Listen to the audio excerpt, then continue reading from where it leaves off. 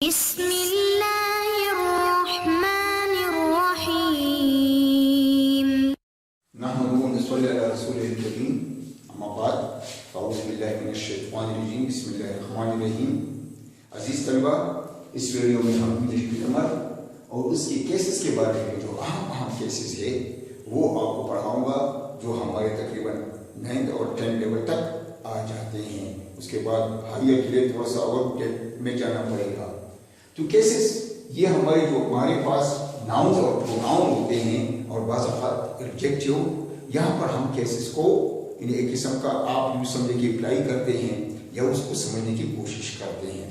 हमारे पास केसेस में जो सबसे अहम केस है वो है सब्जेक्टिव या इसको हम कहते हैं नॉमिनेटिव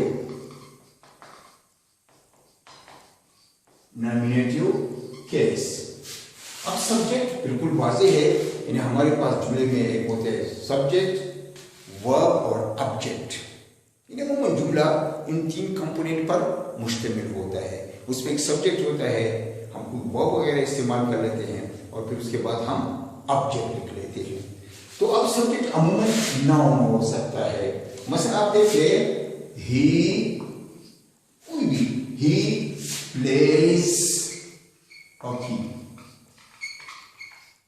अब यहां पर जो ही है, आप देखिए ये प्रोनाउन है और ये अब किस केस में है?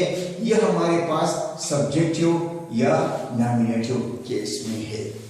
तो जो आपने देख लिया कि जो फाइल है, अरबी में हम या उर्दू में उसको फाइल कहते हैं, ये जो फाइल है ये सब्जेक्टिव केस या नॉमिनेटिव केस में आ जाता है।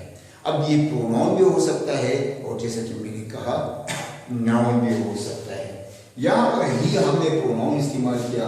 हम यूँ भी कह सकते हैं कि अली प्लेस हॉकी। अब यहाँ पर अली सब्जेक्टिव या नॉमिनेटिव केस में है, क्योंकि इसको हम अरबी में मुब्तदा भी कह लेते हैं, उर्दू में जो फाइल है वो भी। लेकिन जहाँ से जिससे जुमला एक किस्म का शुरू हो रहा हो वहाँ पर नाउन आ जाए या प्रोनाउन आ जाए तो उसी को हम सब्जेक्टिव या नॉमिनेटिव केस में ले लेते हैं। इस सब्जेक्टिव केस के बाद हमारे पास जो दूसरा केस आ जाता है वो ऑब्जेक्टिव केस है। ऑब्जेक्टिव या इसको हम एक्यूजेटिव भी कह सकते हैं।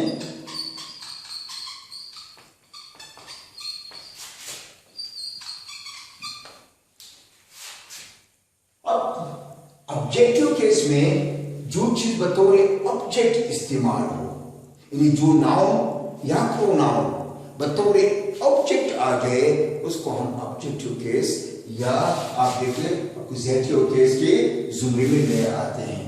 यहां पर देखो ही प्लेस हॉकी। अब हॉकी क्या है? ये एक नाउन है, लेकिन यहां पर वो क्या कहते हैं? वो हॉकी कहते हैं। तो क्या है? हॉकी ऑब्जेक्ट में आ गया।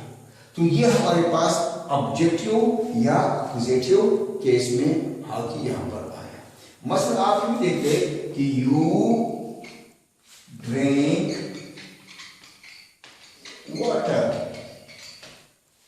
अब यू सब्जेक्टिव केस या अगर आप देखें तो ये नॉमिनेटिव केस में आ गया। और drink second form of the verb, past simple tense से वर्ब हो गया। और वाटर यहाँ पर एज ए ऑब्जेक्ट, तो ये ऑब्जेक्टिव या एक्यूजेटिव केस के जुमले में आ गया। ये वो जुमला हम ये कर सकते हैं कि you call me, present simple का जुमला है यू कॉल मी। अब देखो यू भी और मी दोनों अगर आप देखिए ये प्रोनाउन है, इसमें नाउन नहीं आया। यहाँ पर ठीक है वाटर नाउन आ गया, लेकिन यहाँ पर दोनों प्रोनाउन है। अब इसमें यू किसमें? सब्जेक्टिव केस में है या यू हमारे पास नॉमिनेटिव केस में है। और मी यहाँ पर ऑब्जेक्टिव केस में है या इसको एक्यूजेटिव केस भी हम कह लेते हैं। तो ये दोनों सब्जेक्टिव और एक्यूजेटिव या नॉमिनेटिव, एक्यूजेटिव या सब्जेक्टिव या ऑब्जेक्टिव केस ये बिल्कुल इजी है।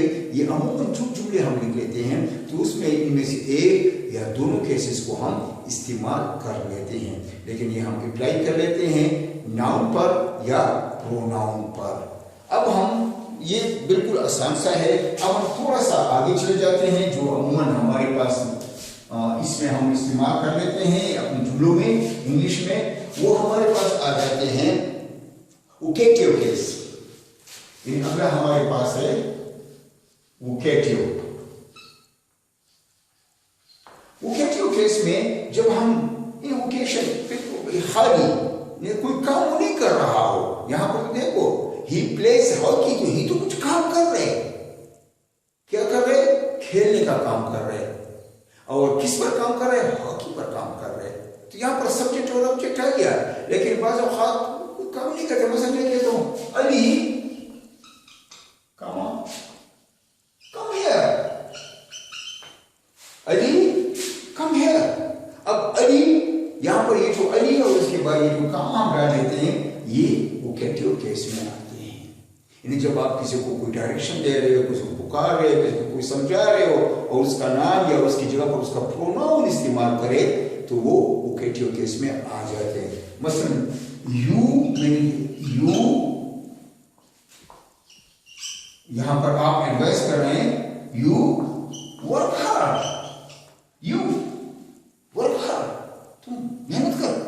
अब यहां पर यू इस्तेमाल आ गया तो ये वोकेटिव में आ गया। इसको अगर आप कह रहे हैं यू वर्क हार्ड, अगर यहां पर कॉमा आपने नहीं डाला तो इसका मतलब है कि तुम मेहनत करते हो, यानी या तुम मेहनत करते हो। ये इसका मतलब ये कि ये प्रेजेंट सिंपल टेंस में आ गया यू वर्क हार्ड। लेकिन अगर आप यहाँ पर यू फिर इसके बाद कॉमा डाले तो यहाँ पर यू आप किसी को एडवाइस करें, यू वर्क हार्ड, यू तुम वर्क हार्ड, मेहनत कर।